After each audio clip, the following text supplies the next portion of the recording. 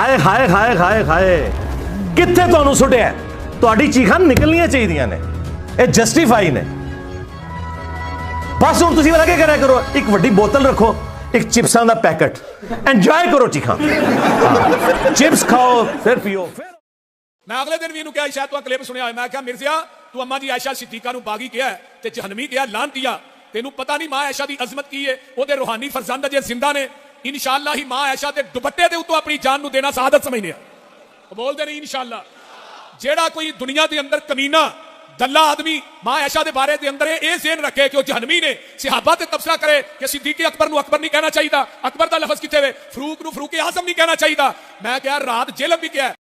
اس کا مطلب ہے اہل حدیث علماء سے میں ریکویسٹ کروں گا برا نہیں ماننا احادیث کو قرآن پر پیش کرنا یہ میری ماں اما عائشہ رضی اللہ تعالیٰ عنہ وسلام اللہ علیہا کی سنت ہے. ماں اما عائشہ رضی اللہ تعالیٰ عنہ وسلام اللہ علیہا کی سنت ہے. اس کے بغیر سمجھ نہیں آ سکتا. ہمیں کوئی صحیح حدیث بھی مجبور نہیں کرتی کہ ہم قرآن کے خلاف کوئی عقیدہ رکھیں. جعلی روایتیں تو صوفیاء کی چھوڑ دیں. قرآن کی تعویل نہیں کریں گے حدیثوں کی تعویل کریں گے. اور مسئلہ تقدیر پہ میں نے تعویلات کی ہیں. میرا مسئلہ نمبر 104 ABC دیکھیں. میں نے ساری احادیث کی تعویلات کی ہیں قرآن کی آیات کی روشنی میں. احادیث سے تو جبریہ کے عقیدے کو سپورٹ ملتی ہے کہ انسان بالکل مجبور ہے.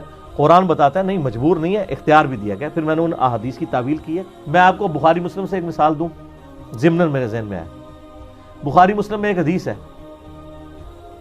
حضرت عمر سے زیادہ کوئی انٹیلیجنٹ بندہ تھا لیکن دیکھیں ان کو بھی کہاں پہ غلطی لگی. حضرت عمر فاروق رضی اللہ عنہ کو جب زخم لگا نا تو بیمار ہو گئے یعنی بالکل اب قریب المرگ تھے. مشکات میں بھی آتا ہے یہ حدیث آتی ہے. تو لوگ ان کے پاس رو رہے تھے کہ اب تو یہ نہیں بچیں گے. حضرت عمر نے کہا کہ تم رو مت کیونکہ نبی علیہ السلام سے میں نے سنا ہے کہ میت کو اس پہ رونے والوں کی وجہ سے عذاب دیا جاتا ہے. اچھا یہ حدیث اما عائشہ کے سامنے بیان کر دی کسی نے حضرت عمر کے حوالے سے اور اس کو بیان کی تھی عبداللہ بن عمر نے رضی اللہ تعالیٰ عنہ علیہ السلام. اب عبداللہ بن عمر رضی اللہ تعالیٰ عنہ بھی بیٹھے ہوئے اما عائشہ کے پاس پردے میں ٹھیک ہے اور بات کس کی ہو رہی ہے حضرت عمر کی. روایت کون کر رہا ہے عبداللہ بن عمر. کس کے سامنے اما عائشہ کے سامنے. یار اہل حدیثوں سے معذرت کے ساتھ میں یہ جو کچھ بیان کر رہا ہوں لیکن انہوں عزم کرنا کوڑی گلنا نہیں لیکن عزم کریو. اب اما عائشہ نے فرمایا خدا عمر ابن خطاب پہ رحم کرے اس کو سمجھنے میں غلطی لگی ہے. کون کہہ رہا ہے اما عائشہ. حضرت عمر اپنی وفات تک ایک حدیث کو غلط سمجھتے رہے صرف ظاہری الفاظ کی وجہ سے. اما عائشہ نے کہا قرآن میں تو سورہ الزمر کے اندر آیت ہے وَلَا تَزِرُ وَازِرَةٌ وِزْرَ أُخْرَى کوئی جان دوسری جان کا بوجھ نہیں اٹھا سکتی. تو عمر نے یہ کیسے سمجھ لیا کہ نبی علیہ السلام یہ فرما رہے ہیں کہ میت کے اوپر جو لوگ رو رہے ہوتے ہیں اس کی وجہ سے اس میت کو عذاب دیا جاتا ہے اس کا کیا قصور ہے. سر لاجیکل ہے بات کہ نہیں. یہ لاجک حضرت عمر کو نہیں سمجھ آئی عبداللہ بن عمر کو نہیں سمجھ آئی. دونوں فقیہ صحابہ ہیں اور اما عائشہ ان کو سمجھ آ گئی کیونکہ انہوں نے قرآن سے استدلال کیا. لہٰذا میں بھی جب کہتا ہوں نا کہ حدیث کو قرآن پہ بھی پہلے پیش کیا کریں کہ قرآن کی یہ جتنی تقدیر کے اوپر حدیثیں ہیں نا میں نے ان کی تعویل کی ہے قرآن کی روشنی میں. صحیح. اگر آپ تقدیر میں آپ جبریہ کا عقیدہ نہیں رکھ سکتے قرآن نے واضح کہا ہے انا ہدیناہ السبیل اما شاکرا و اما کفورا. آپ کے پاس اختیار ہے ٹھیک ہے کہ لمیٹڈ ہے لیکن اختیار تو ہے. اچھا تو اما عائشہ نے فرمایا کہ نبی علیہ السلام کے کہنے کا مقصد یہ تھا یہ آپ نے کافروں کے بارے میں بات کی تھی. کانٹیکسٹ بتا دیا. حضرت عمر کو بھی نہیں پتا عبداللہ بن عمر کو. کافروں کے بارے میں بات کی تھی اور اصل میں بات یہ کی تھی کہ کافر کی میت پہ لوگ رو رہے ہوتے ہیں حالانکہ اس سے تو عذاب دیا جا رہا ہوتا ہے. یہ رو رو کے کہہ رہے ہوتے ہیں کتنا چنگا سی کتنا زبردست سی خیر خواہ سی اگے جنت ہی چوئے گا. ظاہر کافر بھی تو اپنے حساب سے کوئی جنت سمجھتے ہیں نا. وہ رو رہے نوح کر رہے ہوتے ہیں اس کی تعریف بیان کر رہے ہوتے ہیں حالانکہ اس کو عذاب دیا جا رہا ہوتا ہے. تو یہ کافر کے بارے میں حضور نے کہا تھا یہ نہیں کہا تھا کہ مومنین کے اوپر جو لوگ روتے ہیں تو اس رونے کی وجہ سے ان کو عذاب دیا جا رہا ہوتا ہے. دیکھ بات سمجھ آ گئی. اب یہ بات کی انجینئرنگ کی اما عائشہ نے انجینئرنگ کی تو سمجھ آئی نا ورنہ تو نہیں سمجھ آنی. حضرت عمر کو بھی نہیں سمجھ آئی عبداللہ بن عمر کو بھی. اور پھر ساتھ ہی اما عائشہ نے ایک اور مثال بھی ڈال دی بخاری مسلم دونوں میں. آپ نے فرمایا یہی حال ہے جو حضرت عمر نے دوسری بات بھی سمجھی ہے. اچھا ہاں جی کلیب بدر والی قلیب بدر والا جو بدر کے کنویں میں کافر ڈالے گئے تھے، نبی علیہ السلام نے ان سے خطاب کیا کہ بھئی تم نے جان لیا کہ نبی علیہ السلام تم سے یعنی محمد رسول اللہ سچ کہتے تھے، یعنی اب تم عذاب میں پہنچ گئے ہو نا تو ہمیں.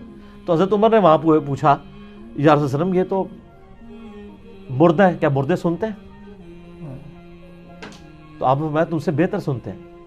اچھا اب حضرت عائشہ نے کہا کہ یہ عمر کو بات سمجھ نہیں آئی.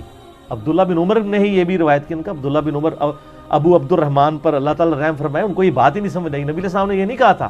ان کا یہ کیسے ہو سکتا ہے جبکہ قرآن پاک میں آیا ہے کہ اے نبی علیہ السلام تم مردوں کو نہیں سنا سکتے، تو یہ کیسے ہو سکتا ہے کہ وہ سن رہے ہوں؟ اصل میں نبی علیہ السلام یہ کہہ رہے تھے کہ اے عمر اب یہ تم سے بہتر جان چکے ہوں گے کیونکہ وہ اب آخرت میں جا چکے ہیں. تم تو اس دنیا میں ہو نا، دنیا میں بیٹھ کے تو آپ جج نہیں کر سکتے نا عذاب کو اور جنت کو. انہوں نے عذاب چکھ لیا ہے، اب یہ سمجھ چکے ہوں گے کہ دنیا میں جو محمد صلی اللہ علیہ وآلہ وسلم ان سے کہا کرتے تھے وہ بالکل ٹھیک کہا کرتے تھے. تو حضرت عائشہ نے کہاں کی تعویل کی؟ ان کا یہ یسمعون کا مطلب یہ ہے یعلمون، وہ جان چکے ہیں، یہ نہیں ہے کہ وہ فزیکلی سن رہے ہیں.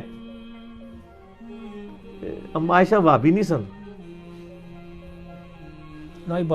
دیکھو نا جی یہ بات کر دیتے ہیں نا جی، وابیوں والی باتیں ہیں، یہ فلاں فلاں ہیں. آپ دیکھ لیں یہ دونوں بات.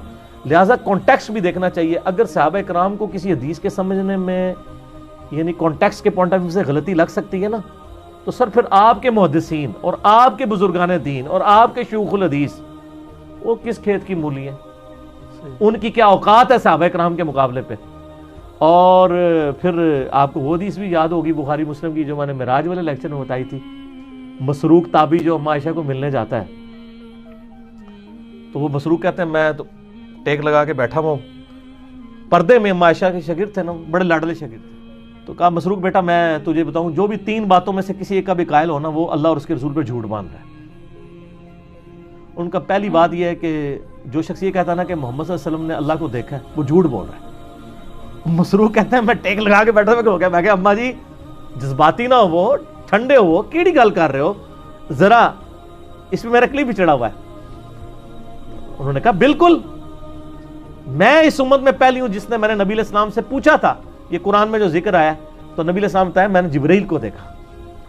اور بیٹا دوسرا وہ بندہ بھی جھوٹ بول رہا ہے جو یہ کہے کہ نبی علیہ السلام نے کچھ خاص باتیں خاص لوگوں کو بتائیں کچھ چھپا لی، جبکہ قرآن پاک میں تو واضح آتا ہے کہ نبی صلی اللہ علیہ وسلم اگر آپ نے اللہ کا پیغام نہیں پہنچایا سورۃ المائدہ میں تو آپ نے رسالت کا حق ہی نہیں ادا کیا. تو نبی علیہ السلام نے کوئی چیز نہیں چھپائی.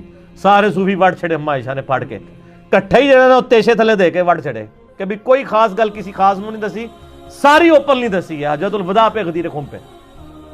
اور تیسرا فرمایا کہ جی جو شخص یہ کہنا کہ اللہ کے نبی غیب جانتے تھے اس نے بھی جھوٹ بولا. کیا تم قرآن نہیں پڑھتے ہو کہ 5 غیب کی کنجی ہیں جن کو اللہ کے علاوہ کوئی نہیں جانتا؟ اما عائشہ سے سیدھا قرآن تو شروع ہو گیا نا، سارے عقائد. اور ایون اما عائشہ حدیثوں کو بھی قرآن پہ پیش کرتی تھی. آپ دیکھیں یہ حدیثوں کو قرآن پہ پیش کیا.